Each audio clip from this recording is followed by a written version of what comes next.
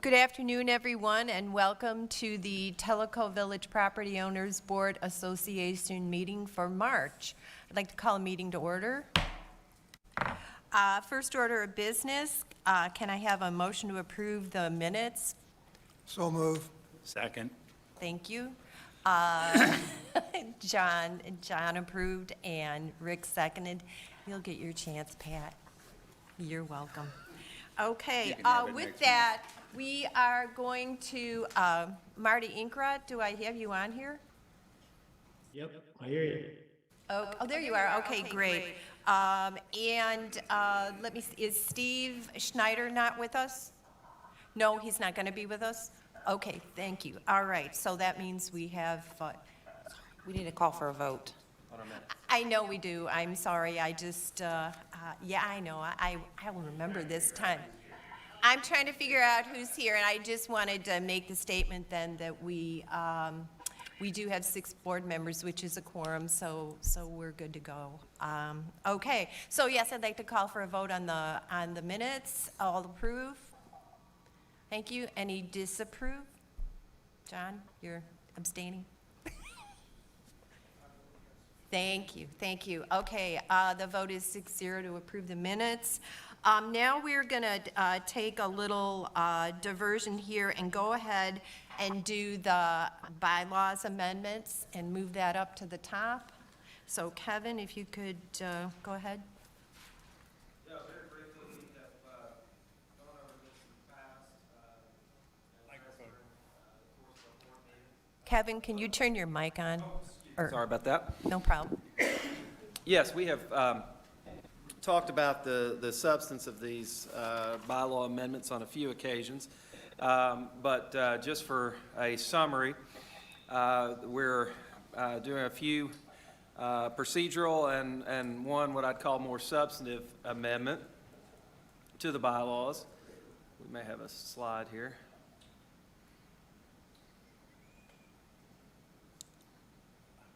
Yep. Whoops, go back to that first one. Do you want to go to the other one? Yeah, the first one there, it starts.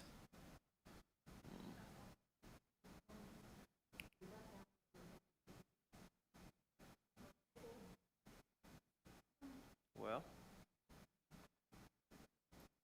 you had it up there for a second. That's the third one. There we go. Okay. There are 3 amendments that are being proposed to the bylaws. The proposed amendments have been mailed to all property owners in accordance with the requirements of the bylaws for the amendment. The first amendment is relative to changing all references from the general manager to reflect the title of Chief Executive Officer. This title change originally was initiated from some benchmark data from peer communities, and found that 75% of what we consider to be peer communities call their lead position the Chief Executive Officer.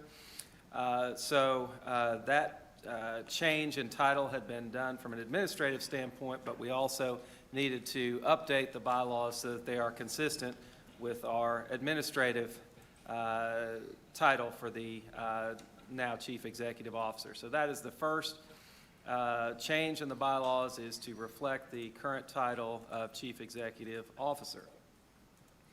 The second change deals with the notice provision for amendment of the bylaws.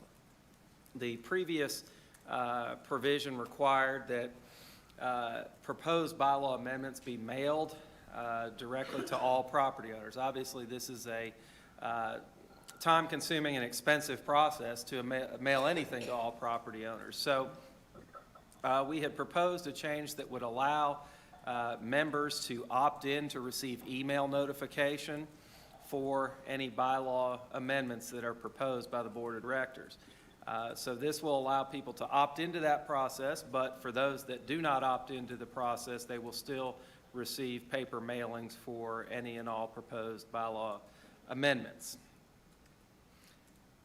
The third provision deals with indemnification of board members who, of course, are volunteers in the community.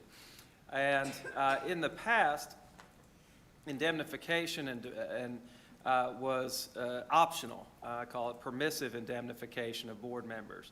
And that meant that the POA itself could defend and indemnify board members in the event of any legal action. However, it was not required to do so.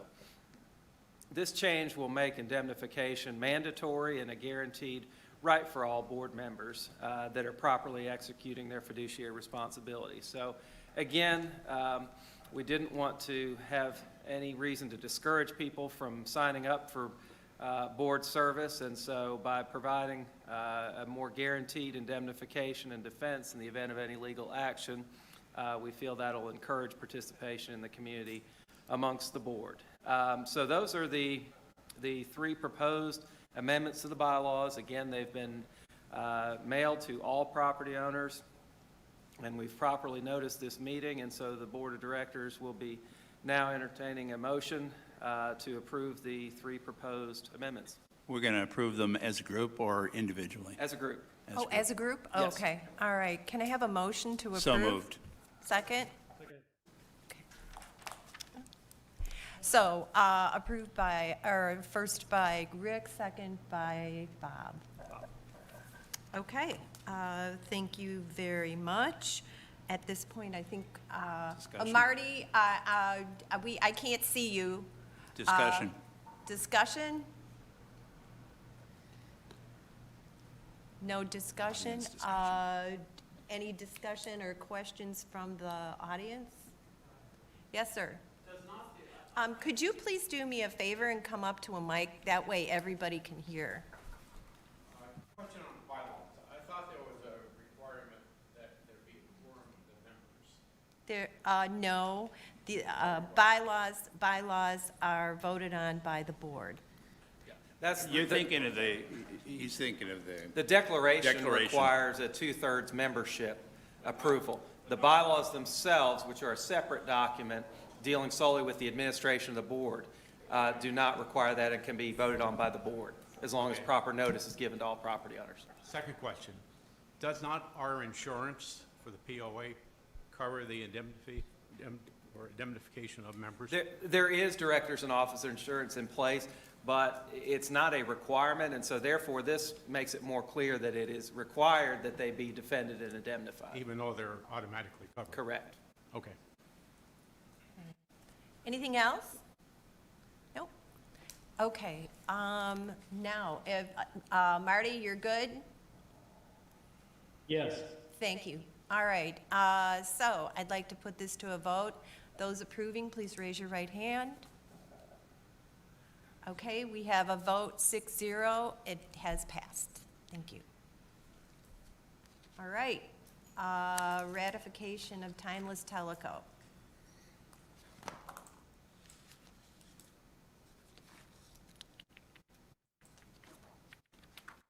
So,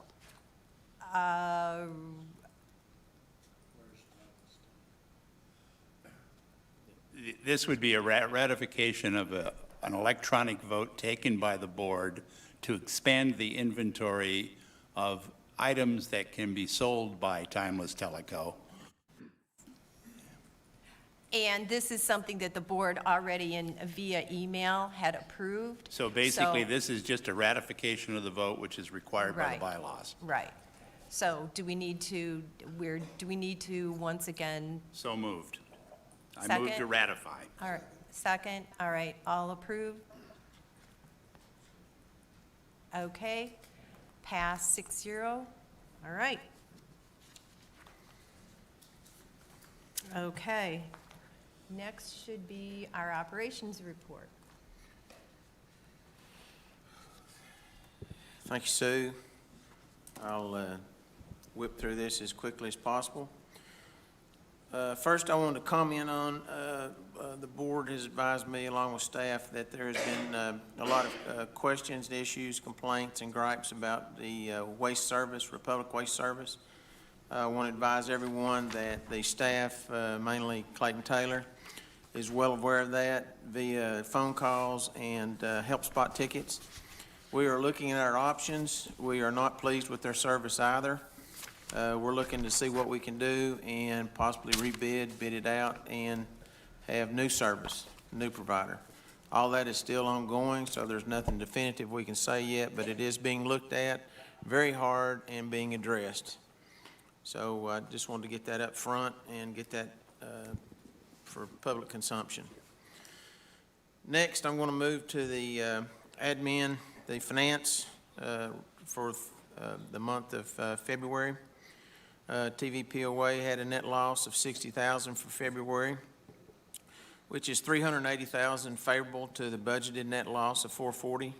Total revenues exceeded budget by $80,000, basically attributable to property transfer fees, golf revenue, and rec revenue, which rec revenue is starting to bounce back and pick up steam.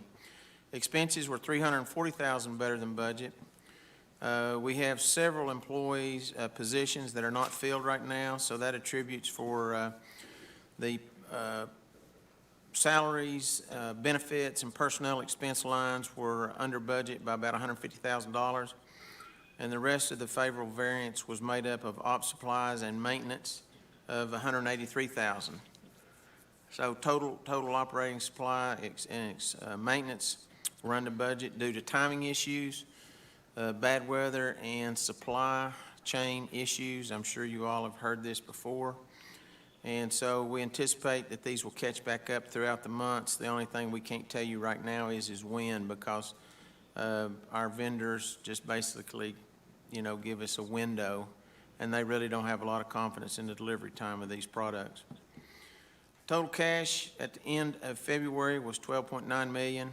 $4.8 million was in operations cash. Compared to this time last year, total cash was $8.7 million. The basic difference was op cash is better than last year by $2.8 million, and the amenity reserve is $1.3 million greater than last year. Our total assets for the company are right at $49 million, and last year at this time it was $37 million. Basically, the change in the balance sheet is a composition of additional cash of $4.2 million, and then additional land and equipment purchased through the 21 and first 2 months of 22 of equipment. So also about the balance sheet, I want to remind everyone that the $49 million does not include much of the contributed capital that was brought in by the developer and not on our balance sheet. Contributed capital being things like the yacht club building we're in right now, Tellico Golf Course, Tenasseee Golf Course, roads, water, and sewer system. Next department, was there any questions on that?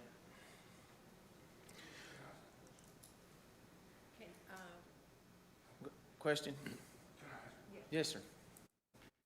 As long as it's easy. I hope it is. You said that you might looking at rebidding the garbage Yes, yes, sir. service. Is it possible to have 2 can size choice?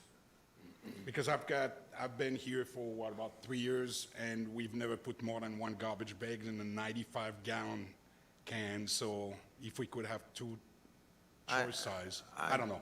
Just asking. I don't know, but we'll pass that along to Mr. Taylor, who's working with this issue, and we'll see if maybe that's a consideration. I know right now that he's looking at just about everything on this subject. Okay, cool. Thanks. Thank you for the idea. Yes, ma'am. It's easy. Thank you. Yeah, but it is pertaining to trash. Yes, ma'am. And I know that it's being looked at and you're going to come up with a solution, but for now, for the individuals who still have trash in front of their homes, what message do we say to them as far as what to look forward to? Did they say any time frame when they'll come get it, or we just put it back in the garage, or what? I've heard many different stories. Clayton, why don't you address that issue since you're the latest info on that situation? If you have been missed, leave it out. Leave it out. I know some people have been concerned about the codes guys saying something about trash cans being out. I've told those guys to ignore trash cans being left out. Republic assured me this morning that before the end of the day, they would have 3 trash trucks out here and a recycling truck, and they would be called up by tomorrow by dark. That's what they're saying, that's what we're hoping, so, but yeah, just leave it. Well, again, if I might make a comment, and I think most of us have seen this, there's a real good relationship when you have a company that services you or provides you service, and they do it day in and day out, and you don't have any issues. And we just tend to forget, and they go along. And we've seen with this COVID pandemic, and we've seen with the supply chain problems and all that, that there's some of the companies, in my personal opinion, that have used those issues to relax in their customer service. So they don't tell you that they've only got one of that product left, and you order it, and then they call you back and tell you, I didn't have it. Some of them have really excelled in their customer service and are really showing better. And what I'm looking for from Republic and what we've discussed this morning is that, to me, service recovery, customer service follow-up is a key product. Everybody, in my opinion, and we've all done this, can make a mistake, can lose a truck, or break down and not be prepared for it, thinking that you're going to get by and you don't, and you get caught. And then throw a snowstorm on top of that and you really get behind. But it's the customer service recovery that I'm particularly looking at in terms of Republic. And if they can't step up and make right in what they're supposed to do, then we're prepared to go out, have already directed Clayton to start looking at, because they have got to step up and they've got to do what they tell us that they're going to do. Otherwise, we're going to take our dollar and give it to somebody else. Thank you, Pat. Next is the IT department, very, very busy department, and this is a department I refer to. I love them and I hate them at the same time. The Wi-Fi access point installed on the lower level of the yacht club is for property owner use to improve the coverage.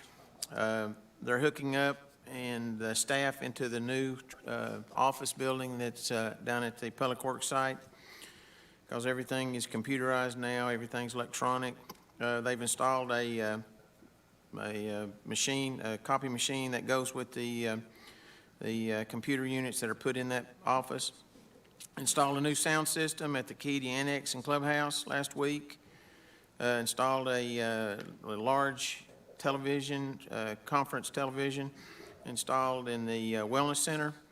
The range ball dispenser has been converted, allowing the pro shop to issue codes for tokens instead of the coins. So now you come in and you can't run off with their tokens and stuff, because we're just going to give you a number, and that's how you get your range balls, Pat. So quit collecting our little pieces of copper. And in HR, Mitzi and Chris have been interviewing for a new HR manager. Those second round interviews took place recently. And I think the update on that is an offer has been extended and accepted. So that position will be filled shortly. In the month of February, we were lucky enough to hire 9 employees. Our total employee count as of today, which was Monday, 249, full-time 112, part-time 111, seasonal 26. And we're still looking for 3 golf maintenance workers, 1 building maintenance person, 1 water department person, 1 accounting clerk, 1 housekeeper, and 1 ACC codes person. And the board is in the process of looking for a CEO, which will in turn also be looking for a CFO. So if Mark is volunteering for what? Holding off on the CFO until, I'm not volunteering. Are we holding off on the CFO until we get the CEO then? Yes, yes. That's a decision the board came to. We figured if we're going to bring in a new CEO, he ought to bring in his own number 1. ACC and Codes Department, in the last 30 days, they permitted 29 homes. Year to date, they have permitted 78 homes. This time last year, we were at 80 homes, so we're right on track with the 21 season, which was an extremely busy season. Miscellaneous permits are 29 for the month, 55 year-to-date. Currently, there's 327 homes under construction. So needless to say, when you drive around the neighborhoods like I do, you're going to see a lot of construction taking place. Yes, sir, Pat? So we, as a board, decided to go with this codes enforcement last year. We had 2, went to 3, and I think we authorized up to 5. My question is, we put them in and then we implemented the water drainage issue by an outside engineer, and that was because we were finding that the properties taken up were reducing the ground cover and water was running all over the place. So the question is, how many of those codes enforcement people have pulled permits since they've been here? These are builders that come in, build, don't follow the guidelines, and have had their permit pulled. I don't know if you know, but I know Clayton does. I was going to make a number up, 72. No, but no, no. We'll ask Clayton for that Yeah, number. so Clayton knows the number. The question was, how many of the codes guys have pulled permits? Well, how many permits have been How pulled many since we permits put have them been on? pulled? New construction permits have been pulled, we're probably at 35. You ain't pulled any of them multiple times? Yes, we have. And how much to re-permit a building project? First reinstatement, the first reinstate permit, the first time is $500. The second time is $1,000. The third time is $1,500. Okay, any been pulled 3? No. Okay, And that's after the problem has been taken care of. Right. So, absolutely. yeah. Okay, thanks. So ACC, as you can imagine, is very busy, and it appears that 2022 is taking off right where 21 left it. It's going to be a very busy year. In the street department, leaf collection will wrap up this month. The final sweep through the village will take place the last half of March. The newly implemented sign shop, when I say sign, I'm talking about our street signs that you see on all the intersections throughout the village, is up and running. A little history and a little data about the street sign and why we brought that in-house. Public Works did not replace a lot of street signs because they knew that they were going to go down this road, and so they deferred a lot of signs from last year to this year. Now that we have that in place, they will do the catch-up and all that. But in this, where we were paying $35 to $150, depending on the sign, we now have an improvement in 2 different areas. One is the cost. It's gone from $10 to $40 when I compare the same size signs from the previous way we did it to now. So we went from $35 to $10 and $150 to $40. Also, being that we have this in-house and we can print these signs up pretty quickly, the turnaround on getting a sign that's been knocked down, stolen, what have you, replaced is pretty quick compared to the weeks, sometimes a month delay that in our previous operation. So it's an improvement there, and it'll pay for itself in a very short period of time. Brush pickup is a year-round process, but they will start in Kahiti and then work their way to the north, all the way to Coity, and then they will start over. And that's a year-round process, but that part of the operation will be very busy because everybody now is doing their spring cleanup, and they get out, and it's nice, and they want to get their yard spruced up. On the grounds department, areas have been pruned in preparation and for mulch. The Public Works crews, as time permitted, have put extensions on 3 of their barn shed areas down there that they park equipment in. They've added about 864 square feet on those 3 different bills. And this is going to be done to park our equipment in the dry and out of the sun to help with its maintenance and to help with its protection. Mower maintenance has begun naturally, like everybody that has a mower. This is the time of year to get it ready. And they took an improvement on the wellness center, and they removed the grass from the islands and replaced it with rock to make the maintenance less burdensome there. In the buildings area, the response building construction at Kahiti, which they converted a small, used to be where a fire or EMS piece of equipment was parked. The Public Works has taken that. They're in the process of remodeling that and making that a storage facility. And they're going to put miscellaneous water and sewer fittings and piping in there, so when they have those kind of problems at Kahiti, they don't have to come back to this inventory. They have an off-site inventory at Kahiti for faster fix and turnaround times. The new building at Public Works is wrapping up, and as I mentioned, employees have started to move in there. They've had an HVAC contractor go through and do a hands-on inspection of the HVAC systems in the newly acquired Village Square building, give us assessment on that. The Yacht Club kitchen renovation is complete, and some vents were added at the Kahiti kitchen. Any questions on those topics? In the utility world, we have installed for the month 23 new sewer tanks at residences. Year-to-date, that's at 53. Meters installed were 35. Year-to-date, that's 63. There's always a lag between the water and the sewer because the water goes in first during build, and then at some point in the process, the tanks will go in for the sewer systems.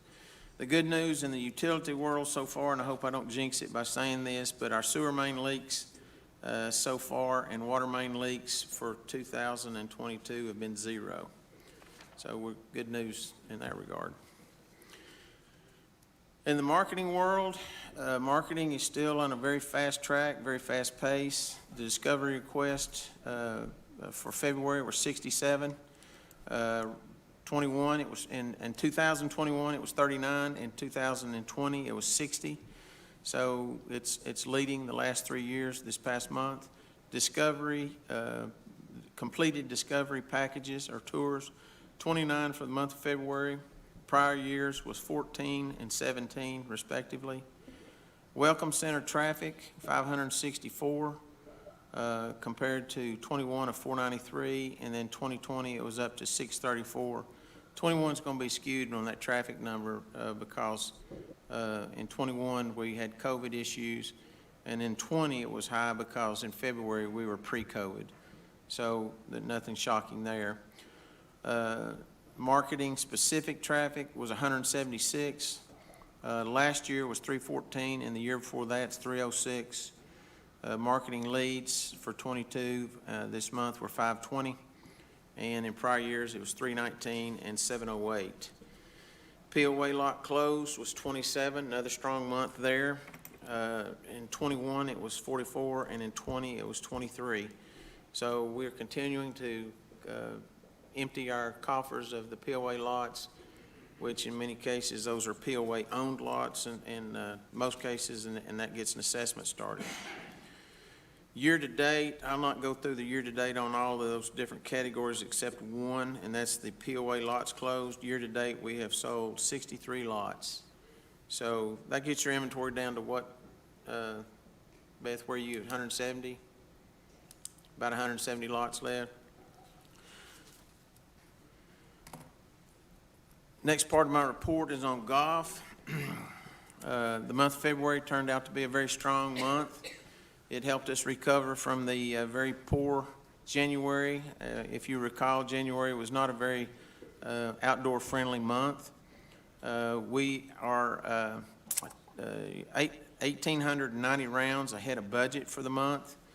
Over 1,000 rounds ahead of the 21 year. And this puts us 1,600 rounds ahead of the budget.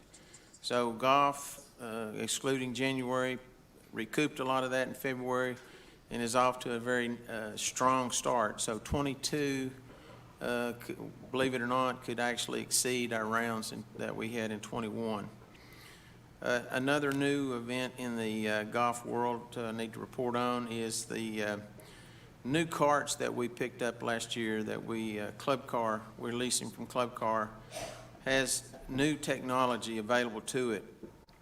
The technology allows for advertisers to put on the screens, and they pop up on the screens at either number 8 or 17, and allow you to order food and beverage before you get to the turn, or have it ready when you get there after you finish 18.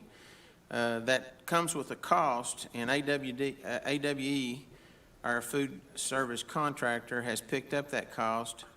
It's called a partnership, and Chris and Andy have worked to set this up to where now when you're playing your golf, you make the turn, you can pop your order in, and it's going to be ready for you when you get to the transition from 9 to 10, or it'll be ready for you when you're ready to count all your money that you won during the golf game and drink your beer and have your sandwich, or money that you owe. Very, very true, Rick. Why to always be negative about things, right? Yeah. In addition to that, Chris and the golf team, along with AWE, have been looking at the start of the rounds each morning, and the breakfast here in the village just hasn't been a very successful thing for the food service world, but they have recognized the need to have something for the golfers that have the first hour worth of tee times.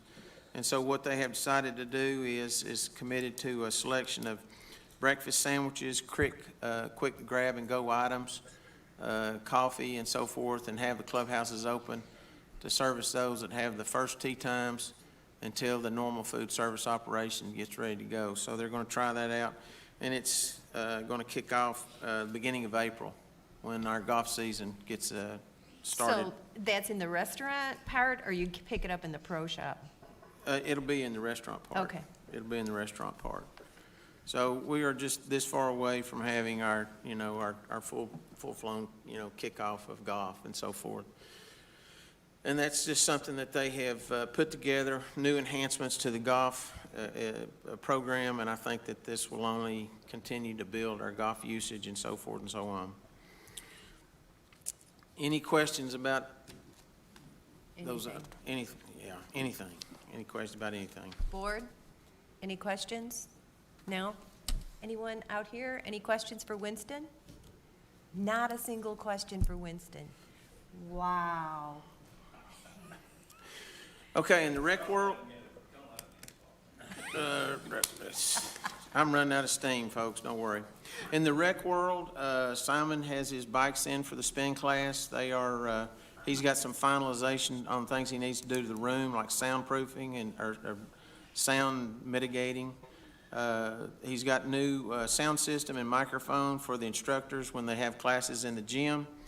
The flyers went out for Camp Tellico for all you grandparents that have grandkids come in. Check into that because that's a fun week for the grandkids. Those registration on that starts April 1st. So far, I want to mention this to the board, we have 51 reservations for the Tugaloo Pavilion for 22 as of now. As you know, I addressed this with the board about the 10 acres on the Chattooga part of the village that is on the lake. You may want to strongly consider that before other news comes through as to its potential use or something like that. 51 is a strong number for the pavilion rental so far. Let's see, Simon is upping the number of orientation equipment pieces to 3.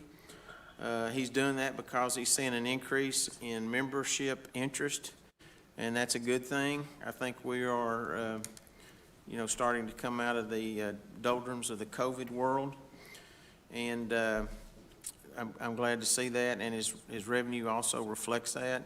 And he's interviewing and bringing on new instructors, which tells me that his capacity is being exceeded, so he needs new classes, and new classes need new instructors.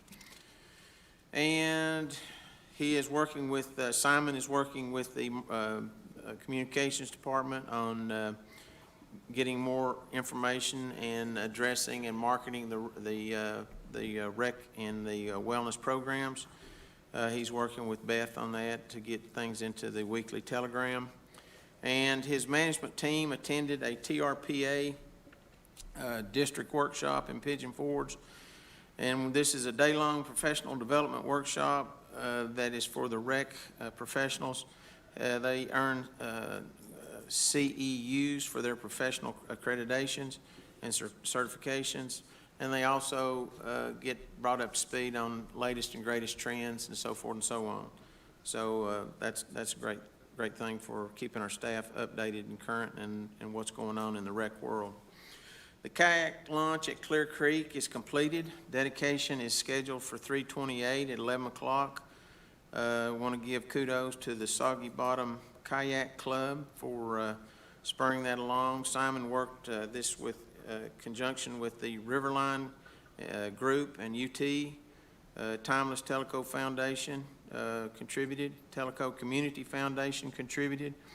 TRDA gave us some money and the permission to use that land, and also some elbow grease, and TVA.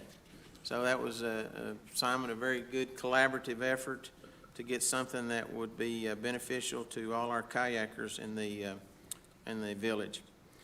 And last but not least is there was a professional building inspection done at the Pachota facility.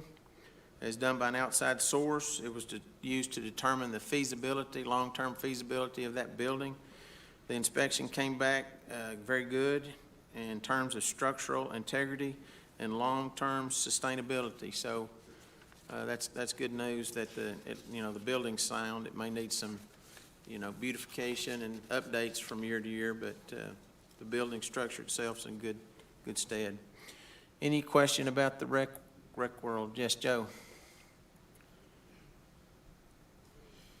I think you mentioned that the Clear Creek dedication was 3/28. I believe it is April 28th. Oh, thank Okay. you. Just a point of, It's good, you won't be down there. That Yeah, I would- would have stood there all day waiting. That would- Thanks, Joe. And then he would have come to my office and said, "What?" Thank you, Joe. Appreciate it. Food service, my last department, and then I'll be done. Sales are pretty strong at Tellico and Tenasseee for the month of February. A lot of that had to do probably because the yacht club was closed. But also, I think the two different clubhouses also ran a series of promotions that was very well appreciated by the property owner. Yacht club kitchen renovations completed on time and as planned. The kitchen floor looks very nice. The drainage issues that they had before have been fixed. So that's going to turn out to be very good and help with the ongoing operation here at the yacht club. The AWE World hired a new chef at Tellico, transferred the chef at Tellico to Tenasseee, and this has alleviated some labor concerns and helping out. And I guess that's the benefit of having the food service with both clubhouses and the yacht club. It gives Andy the flexibility, he and Skylar the flexibility to move parts and pieces as needed depending on events and so forth and so on. The only snafu in the food service world is the yacht club bar is not going to get put together. The renovation is not going to meet the schedule that we had hoped in the planning phases of the budget process last year. There's delivery issues with the bar itself, and so it's been backed off to, is it April or May? Backed off to April. So we told you, it was going to be done in the slow season, and it looks like now because of delivery issues, it will not be done until a much worse time of the year. But we'll just have to deal with it and make it happen. And while we're on that topic, I asked Beth if she doesn't mind to also speak to some other renovations that are soft renovations that will begin tomorrow. Okay. Well, they can start actually next Monday. Because we already had some people lined up, some different contractors, we are going to go ahead and proceed with some minor renovations, so it will be kind of under modest construction for the next couple of weeks. We're going to go ahead and remove the wallpaper. This is all on the restaurant level. Go ahead and remove the wallpaper and get that replaced. And then once that phase is done, we'll go ahead and redo the carpet order the new chairs, and then we're gonna hold off on the bar component until May. But our plan currently is not to shut down the restaurant. We'll just kind of section off where the old bar is. It's gonna be under work, and do our best to be cleaned up by about 3:30 every day so they can be open for dinner. So bear with us. It's gonna be beautiful. Thank you, Mitzi. Thank you, Beth. One last item before I get into the numbers, is AWE has reopened the Tellico and Tenacity to 7-day lunch and dinner schedule. So hopefully we're, or I should say AWE's employee crisis is coming to an end, and we can get back to more normal operations. Sales for the Tellico, February sales were 85,000. Year-to-date sales, 151,000. Tenacity, February sales were 79,000. Year-to-date sales, 138. The Yacht Club, February totals, food and beverage sales, 52. Now, keep in mind, the Yacht Club was shut down for a very large part of February. Year-to-date sales is 157,000, and this is versus 64,000 in sales for February of '21 and 121,000 in 2021. So, the Kahiti total revenue for February were 34,000, which was 7,000 above budget. So, all in all, food service is not where I'd like to see it be, but it's still fairly strong. When you factor in a little bit of the COVID hangover and the Yacht Club being shut down, I think if you exclude those two items, we'd probably be right where we wanted to be, maybe ahead of schedule. But still, all in all, the company is performing well. We are getting ready to move into our busy season, and it'll really get kicked up. And I think we're in good position there to do that. Supply issues, it's a hit or miss, and there's not anything we can do about it. And I have told our staff that we are not settling for merchandise. We get what we want or we wait, because when you settle, you end up paying, it doesn't work out. Any questions? None from the board? Any from the audience? No? All right, well, thank you so much. You're welcome. All right, next up, Susan Kirk will be giving us an update from Governmental Affairs Committee. Welcome.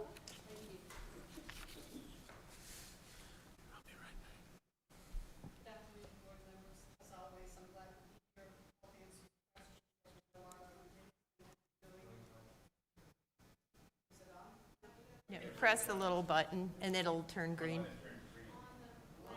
Turn screen. There you go. There you go. Good afternoon. Okay, you've got your presentation up on the screen. I've got it in front of me.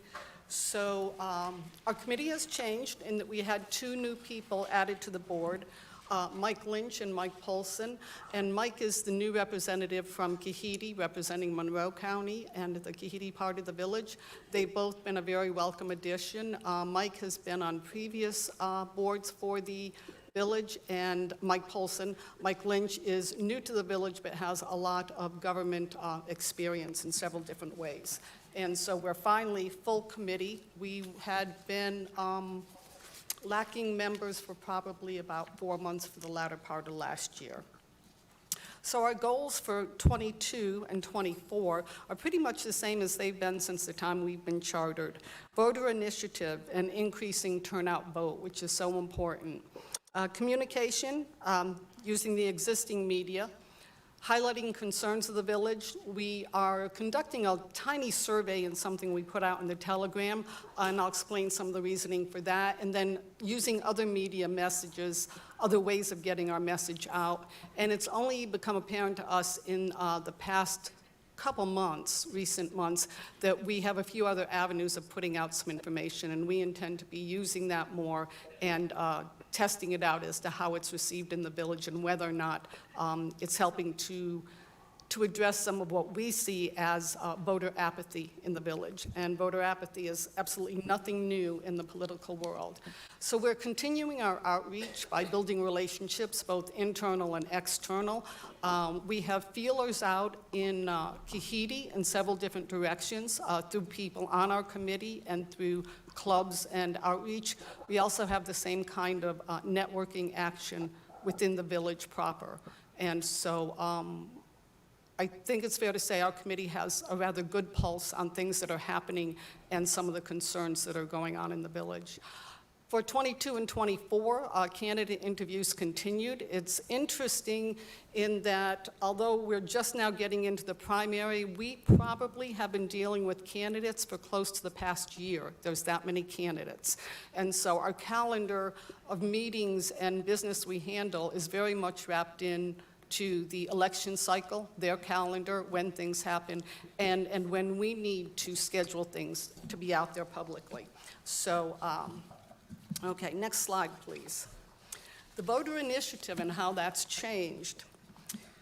So these are the recent numbers that we were able to get. And dealing with primary numbers, and this is the Tellico Village proper, as you can see, go down to the bottom half of the page, first 2018, we were at 22.8% in a primary turnout for Tellico Village. And so dealing in primary only, for 2020, we brought that up to 29.5%. That's okay. So is that due to the fact it's a presidential election, or is it due to the fact that we have a lot more residents? That's hard to gauge unless we have certain measures in place, which are beyond what our committee is able to do at this point. But we do know we've had a strong concentration on voter registration, a strong concentration on getting the message out of how important it is that the villagers vote. So that's primary. If you go to the next page, we have Kahidi information for the first time. Sometimes it has been difficult to get Monroe information, and Mike Polson has been doing an excellent job getting that for us. So as you can see, in 2018 primary, they had 17% turnout for their primary. They did better in the general election, 39%. Now, in 2020, again, that's your presidential, but that's your general. They did not have the numbers. You did not get numbers for the primary in 2020. So for your general election in 2020, Kahidi turned out 74%. Excellent. They were right behind the main part of the village, which was 83%. So for your major, what people see as major elections, the message is getting out there. For 2020, the general election for the village was 83%. So when you look at the two, Kahidi at 74 and the village at 83, under a general election in a presidential year, we're doing very well. It's definitely in our primary that we've been lacking. And so we've been working down in Kahidi, and we've been working throughout the village to try and stress how important it is to turn that around. Okay, so if you go to the next slide, you get into all the people on the ballot this time. The list on the right, those will all be decided May 3rd. And so there's only one race, County Commission District 7, which will actually go to August, and that is because there is a Republican and a Democrat in that race. Every other race will be decided in the primary because every candidate in that race is either unopposed or they have a Republican opposition. So after May 3rd, we deal with the candidates on the left side of the screen, and all of those will have their primary in August. So as you can see, once we wind up with May primary, we're already dealing with August coming right behind us. The only two not showing on that left-hand side is your state committee woman and state committee man. They will be on the August primary and then again on the general ballot November 8th. So.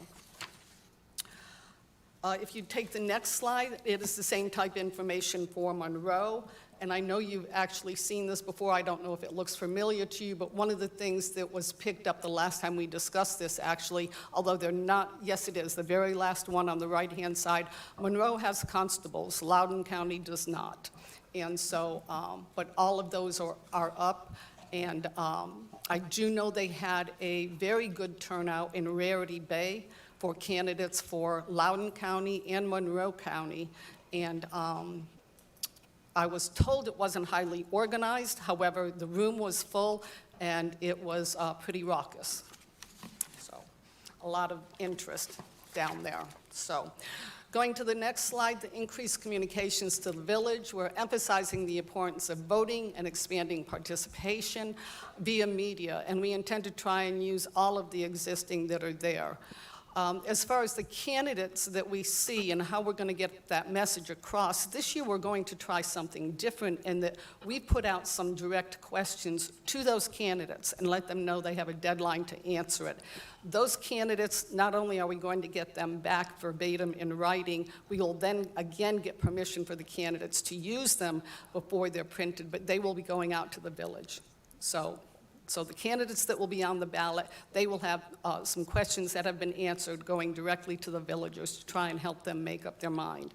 So we're trying to explore different ways. Last election, we actually put out no endorsements, but we did make some supportive comments in regard to a few candidates, one being, for example, State Representative Lowell Russell. He was unopposed, and we put out a strong statement of support for him in that he has been very supportive of the village, of what we have tried to accomplish for the quality of life we have here and for things that the board was trying to take on. And so even that alone, even though it wasn't actually an endorsement, there were a few comments about the fact that we did that. And so we aren't always going to have everyone agree with what we do. So utilizing messaging. We sent out something recently. It had a little mini survey, and there were a few things we were trying to do with that. We're trying to determine how much viewership our message gets through the telegram, and what the actual concerns are. As I indicated, the networking that we have out there for the actual back channels, the gossiping, the club, you know, what do you hear, what do I hear, what's the real concern that we get, we want to know for sure, what are you really concerned about? Because that's what's going to get people out there to vote. They want to know how their concerns are being addressed, what office addresses it, who they need to vote for to take care of those concerns. So we put out just a small survey asking, you know, are you concerned about the county government, taxes, crime, you know, what is it? And we were, through Beth, we were told that they could indicate how many people actually checked into this and took a look at it. And that alone will let us know also, if no one's clicking into this, if no one's looking at this, there's more voter apathy in the village than we think there is, which is a problem in itself. So voter apathy is something that is constantly dealt with, and you just keep at it the best you can. So for outreach and building relationships, we're going to be developing a subcommittee to meet with other developments similar to Tellico Village in the area, the other Avalon, Rarity Bay, Wind River, Tennessee National. I'm actually in the process now of getting a list of all the different PUDs, planned unit developments in the village, so that no one is left out when we try to do this. But we're certain that there are areas of similarity and probably areas where it may benefit us to work together on different things. So that's one of the things we'll be doing. We have a continued presence at school board meetings, county commission meetings, TRDA meetings, Committee 100, and any of the other local meetings. For a while, there were redistricting meetings that were going on. And so, anything else that warrants our being there, we certainly try to make sure someone on the committee is there. They report back to the committee, and we assess how to deal with the relevant information, or if not, deal with it at the time when it's strategically important to bring that information out. So we refer that information to the board and then sit on it until we wait and determine just how to deal with it and in what manner. And so we continue to expand committee visits with elected officials. And as soon as we keep going, we're almost into early voting. Slide number 5 is your list of candidates of who we need to see yet. Although we've been interviewing candidates probably since last year, the list on that slide are who we've yet to see before early voting starts, and we will manage to see all of them. Several of these were here. There was a candidate forum Thursday night in the village, and it was very well received. And all of those people on the list, with the exception of David Mears, who was not available, were available and took questions and answers. So we stay on top of that. We try and bring forward the relevant questions for the village's needs and what they have to offer when they come before us. So the next slide shows your Tellico Village important election information. I wanted to point out to villagers, it's always been a thing that, you know, can you have a sign, can you not have a sign? And so I went ahead and posted, yes, you can have a sign. It's yes.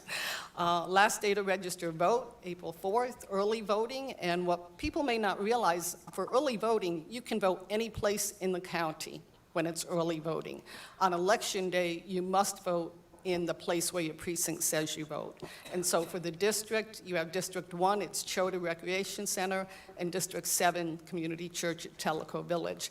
The elections office was present at the candidate forum on Thursday night, and she had enlarged maps of District 1 and District 7 so that people could see how redistricting had changed the village.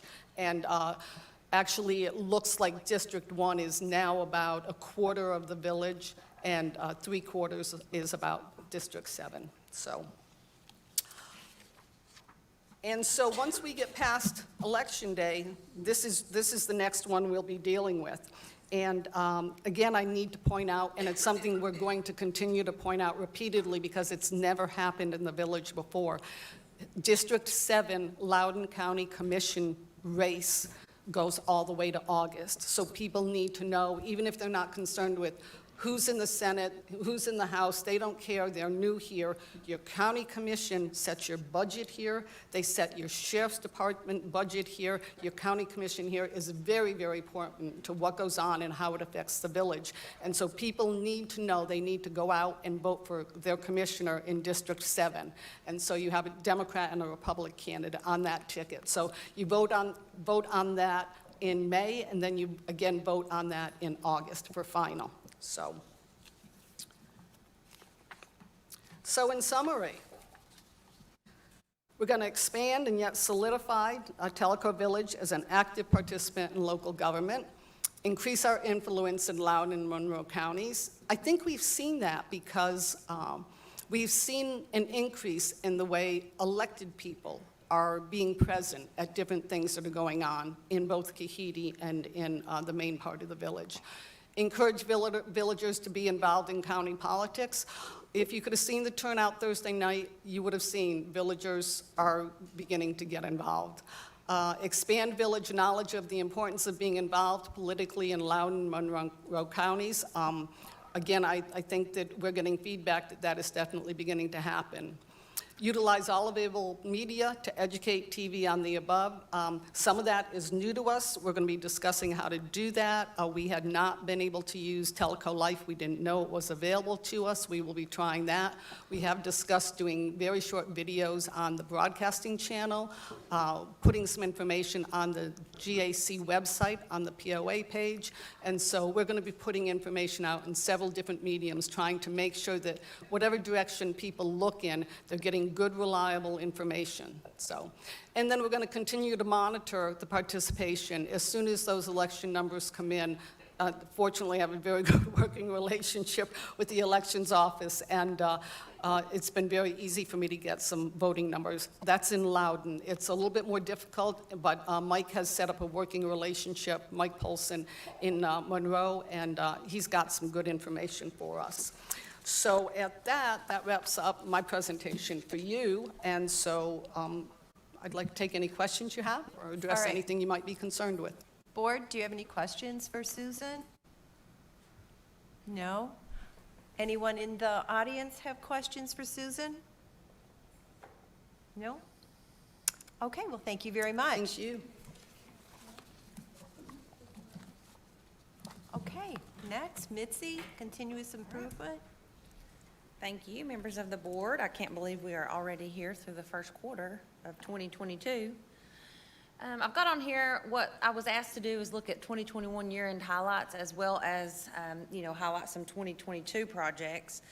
So what I actually did, I wanted to do something a little different this time for the board, is I went back to each of the managers and I asked them, can you please give me what your 2021 success stories are that you would like for me to present in an open meeting so that people can see and hear, and when I say see, I do like to show photos, but they can see exactly what you all felt was some of your most successful continuous improvement projects.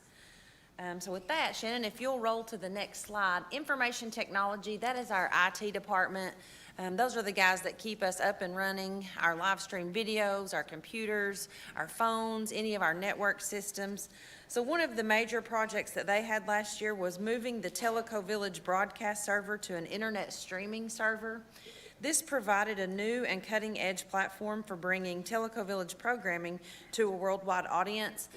They're already gone off the screen. I wish they were still here. I was going to use them as an example, and I asked Beth where they went. Our two board members at home had to leave our meeting, but if you notice, they're in the corner and they're Zooming. But what's so neat is also we're live streaming. So on our YouTube television channel, Tellico Village Broadcasting is able to live stream that so people at home can not only see us, but they can see our Zoomers as well.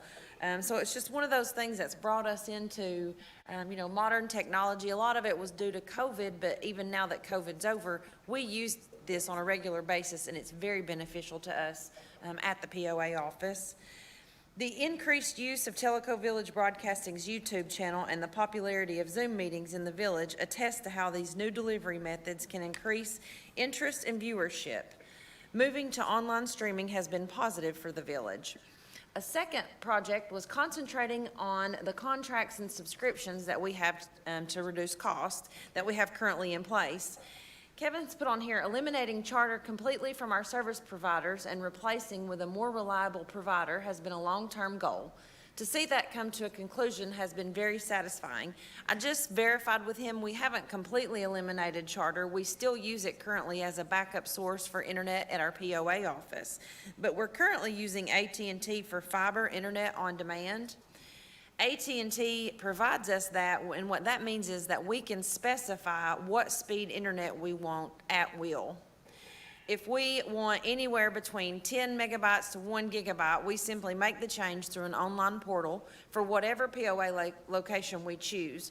Charter could not provide the speeds that we have now available through AT&T, and Charter does not allow us to customize what speeds we need at each location instantly. They seem to also have more outages. So AT&T Fiber seldom experiences outages compared to the previous provider, which I mentioned was Charter. So this has been a huge success story for Kevin and us as the management team and staff, as we have to have meetings and use the internet, and we rely on our computers heavily. And having that internet and fast speeds at all times has certainly made a change in our everyday workflow. All right, Shannon, if you'll go to the next one, we're going to move on to golf maintenance. Tokwa Golf Maintenance cleared and graded a space and built a pole barn for an additional equipment and then fan storage at a savings of approximately $8,500 by doing all the house-in work. I don't know how many of you have been on that side of Tokwa. Even if you're not a golfer, you've, I'm sure, been to the Tokwa Clubhouse. You should drive around and see some of these improvements that our Tokwa Golf Maintenance guys make when it's in the off-season. They cleared and graded this space, as I said, mostly all in-house. They obviously had to go out and get the materials, and some of the things they were able to utilize from internally, but John North and Tyler Thies came by yesterday, and he just had submitted these photos, and we thought that was a really neat success story, and he wanted us to be able to share that with you all. Another story from the Tokwa Golf Maintenance, same department. If you'll go to the next slide, please. That's the same building. There you can see over to the right-hand side. There it is, kind of almost in a completed state. It's dried in on 3 sides, and they leave the one end open. If you'll go to the next one. Another 2021 success story. The Tokwa Golf Maintenance team worked with Robert Brown and the Woodworkers Club here in the village to create a new wooden fish tee marker. These were a big improvement over the rock tee markers that we had tried in the past. They calculated that we saved $6,180 by having the woodworkers cut the tee markers, painting, staining, and then they added the stakes themselves. So if you'll go to the next photo, I want to show you, this is what they look like actually on the tee box. We just thought that was a great enhancement. You know, of course, the fish is the logo there at Tokwa. And these are the kinds of things, again, these guys do all the time internally, rainy days, days like today, to consistently make our courses, you know, state-of-the-art, top of the line. Kudos to those guys. I really appreciate that. Next, let's move on to Kahiti Golf Maintenance. Everybody is familiar with the bunker project at Kahiti. And I would have to say, if you've ever played at Kahiti and you tell me that you've never hit a ball in the bunker, I would have to say you're lying. I would have to say you're lying. But this project, of course, was on the front 9 holes. This shows a photo of greenside number 1, and on the right-hand side, there's number 3. And you see the guys are down in there working on those. This bunker project will save approximately $500 a bunker in every year, in addition to any unnecessary maintenance. Jordan estimated there was 24 bunkers total on those front 9 that we actually did the maintenance on. And if you'll go to the next, I want to show, here's an additional photo of greenside number 4. There's number 6. And I've got one more of number 7 fairway.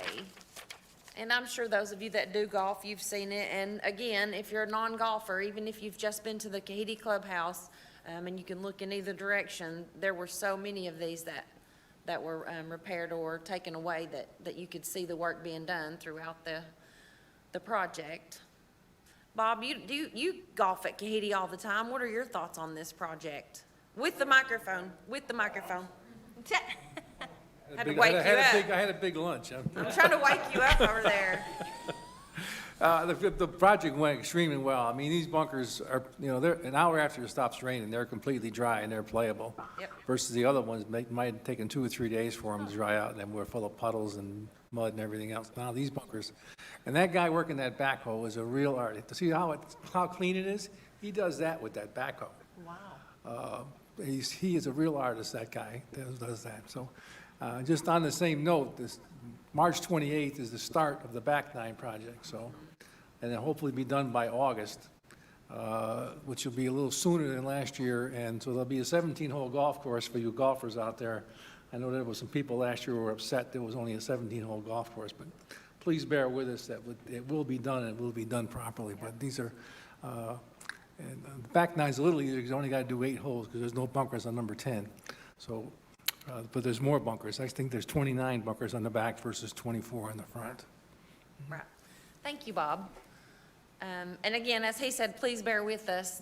You're going to see a lot of projects throughout the village this year, and it's just maintaining and growing. I think it's one of the things that makes our management so great to work with. They're always looking for better ways to do things, looking for new ways to do things. So again, like Beth said, with the yacht club downstairs, we want to take care of that wallpaper. So be cognizant of that, but also be patient with us at the same time. Next project is actually a joint project. I've got it listed as administration department, but actually our administration / accounting, I point back here at Jessica, actually worked with our golf department. And the accounting team converted all prior certificates to balances in the Chelsea system. Again, for those of you that play golf, this may be more meaningful than those that don't. But previously, the tracking and the accounting for the certificates were manually performed in accounting. So I reached out to a golf pro that actually uses this on a daily. His name is Michael Ledbetter, and he has let me know that this is his point of view. This is very beneficial for the certificates to be on the membership's profile through Chelsea. I have heard nothing but good reviews from the membership. Now they have easy access to their winnings instead of carrying around a paper certificate and have the chance of losing it. Also, when we do our consolidation after an event, it's less time consuming for us to load up the winnings in the credit book and send to Tyler the batch of number of certificates. The paper ones would take the members about a week to get to, which caused a little commotion at times. So they were actually taking these and submitting them to our accounting department, and our accounting department was truly giving out little paper certificates. And Pat White, how many did you have in your bag at one time? 84,312. A little exaggeration there. But people would keep those certificates. So this May not seem big to some, but to some it really is. It was a great thought process. They thought it out well, and they've got it in the Chelsea T system. And Jessica's actually going to be kind of taking on that and making, reconciling, making sure that all of that has been handled properly. We'll move on to a recreation success story. Simon said reopening the Chota rooms to residents, offering an online system for reservations. This made it much more easier, user-friendly for residents, and saved staff time. That was one of those things where we were trying to open back up. We had closed down for COVID, and because they started using this online system, he felt like that was one of the most successful CI projects they had. Now, did this save money? No. But did this save time? Absolutely. Our staff members, I see my wellness staff back there in the background shaking their head. So it was really, really a good project. And one more slide, I think, quickly. Our annual CI award presentation for 2021, for those of you that missed it, we, the staff and management team, gave back to the board $180,000 in reserve money. We've sat down the past couple of weeks, the management team, and we're currently finalizing the projected CI goal for 2022. As soon as that's set, we're going to work together with Beth Kaburka on a communication piece. I can tell you safely that we feel like $185,000 to $190,000 would be a safe number for our 2022 goal, but there are several managers still going through the first quarter of their 2022 projects to make sure that we're going to be able to achieve that. So once we've set that, we'll get a communication piece out to everybody so that you'll be fully aware of what our goal will be for 2022. And I think that's my last slide. All right, okay, board, any questions for Mitzi? Great job, you guys. Anybody have any questions for Mitzi from the audience? No? Okay, all right, I'm gonna call another audible here. Rick, can you go ahead and give us a quick update on the CEO search? Okay, speak slowly. And turn on your mic. Don't nag. So just an update since last month. We've finished phase 1 of the search, and frankly, it didn't net the results we hoped for. Who is we? That would be the search committee, which is myself, Steve, and Marty. There you go. We received resumes from 51 applicants. Of those, we identified 4 that were possibles, which isn't a good enough hit rate. So basically, we're going to move on to phase 2.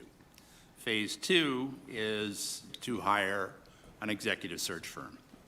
And we've interviewed search firms, we've evaluated them, and we've chosen one this morning. The board was briefed on it, and we basically will at this point, go back to them and finalize the search agreement. I expect, based on my experience, that the search will take 8 to 12 weeks. So there's where we are. Great, thank you. Board, any questions for Rick? Audience? Nope? Okay, great. All right, time for Tyler to come up and give us the finance report.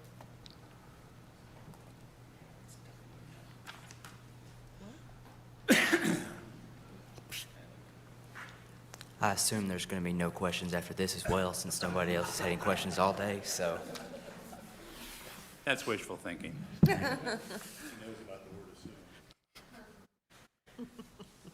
So I'll just start with the non-financial indicators. As you can see, I want to make a correction real quick. The headcount budget is not 112, the budget is 127. We do have 15 open positions. So they basically told you the question I was going to ask you. No, I saw that, and I was like, I better answer this for Rick. There were 6 admin, 1 ACC, 1 rec, 4 golf, and then 3 public work positions that need to be filled. The golf rounds were 1,900 over budget for the month. They were actually 1,100 over February 2021. So it was a good February for golf. And then year-to-date, they picked up, I think they're about 175 behind year-to-date. after a slow January, so. And then the rec memberships as well picked up after a slow January, and they're both over budget. Were there any other questions on financials? And if you go to this slide, you see budget expenses are still high year-to-date. That's some timing with maintenance projects versus the budget. And then the revenue is right in line with the budget, a little under, with $243,000 of net income.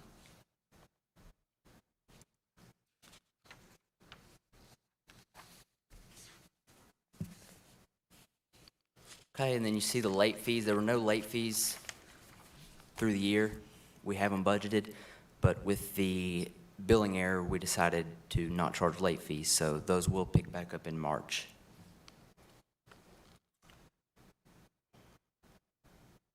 The installed tanks and the dock revenue are the biggest variance in actual to budget, and those are being looked at for budget errors or just making sure we have everything we need included. And then the other revenue was the other item that was over budget, and that includes the marketing revenue, the lease revenue, and then the new Village Square revenue.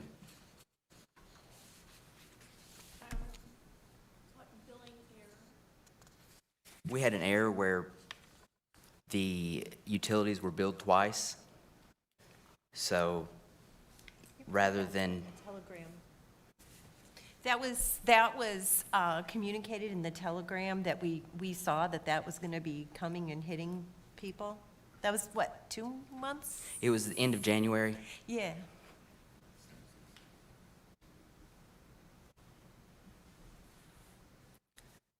And then you can see the maintenance variance year to date.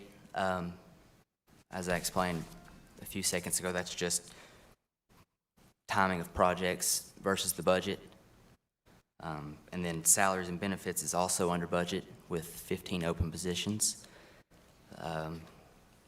That'll happen. Then operating supplies, kind of a timing issue as well. Same issue as maintenance. And then the other expenses are $57,000 under budget, and that is, there's a mix of things in there. The one thing that I noticed was interest expense was over budgeted, so we had less interest expense than budgeted.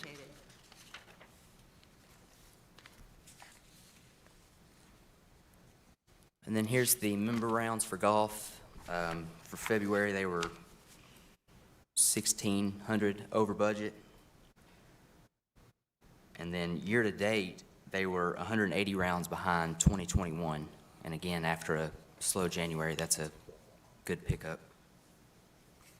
And then the year-to-date actual versus budget, they're 1,300 rounds over.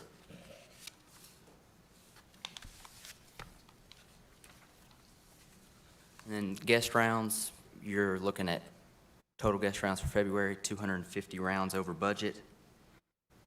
And then the year-to-date, 145 rounds over February year-to-date last year.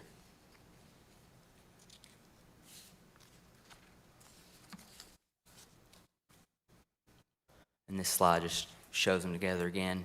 1,900 rounds over budget for the total rounds for February. And then you can see there's the small difference between the actual and the prior year-to-date, again, from the slow January, and picking up most of those in February. So I assume we'll have prior year beat in March. And then for the rec stats, you're looking at 221 family memberships over budget for February, and then 48 individual memberships over budget. And that, again, picked up after the individual memberships were under budget last month, so.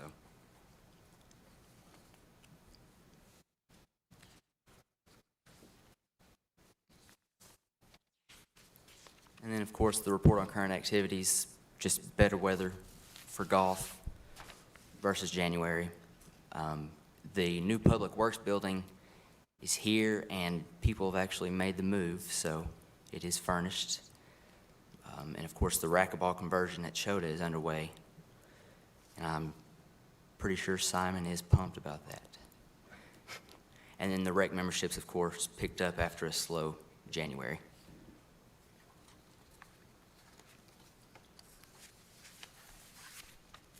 And that'll take us to the funding request. There's only two. Neither of them require Board of Directors action. They were both within Winston's signing authority, but we're going to bring them forward just to show the budget versus the request.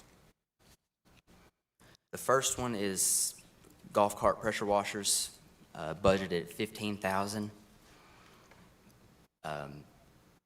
The lowest request came in out of 3 bids at $10,914, coming from operating cash.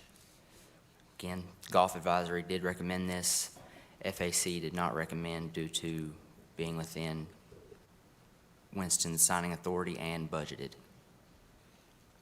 So this is not a $10,914.12 pressure washer. This is 3 pressure washers.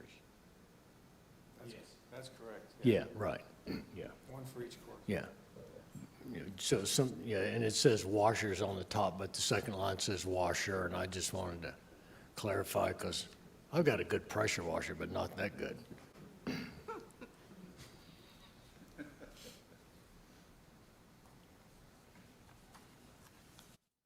Thank you. And then the other capital funding request was for golf. Again, the ice water dispensers for all 3 locations. So there are 3 ice water dispensers. The budget amount was $30,000, and then the request came in, the lowest one, at right over $27,000. Operating cash, Golf Advisory did recommend that. Again, FAC did not recommend due to being budgeted and within Winston's signing authority. And from what I understand, those are going to be a great pickup for the 3 golf courses, and a lot of golfers recommended that, so I think that'll be a good one.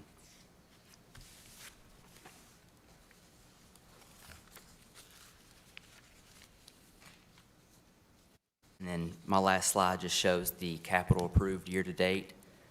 You've got the budgeted $4.2 million at the bottom, the authorized of nearly $1.5 million, and then just the authorized versus budget. So you can see the 2 golf items being added at the bottom, the pressure washers and the ice water dispensers for the 3 courses.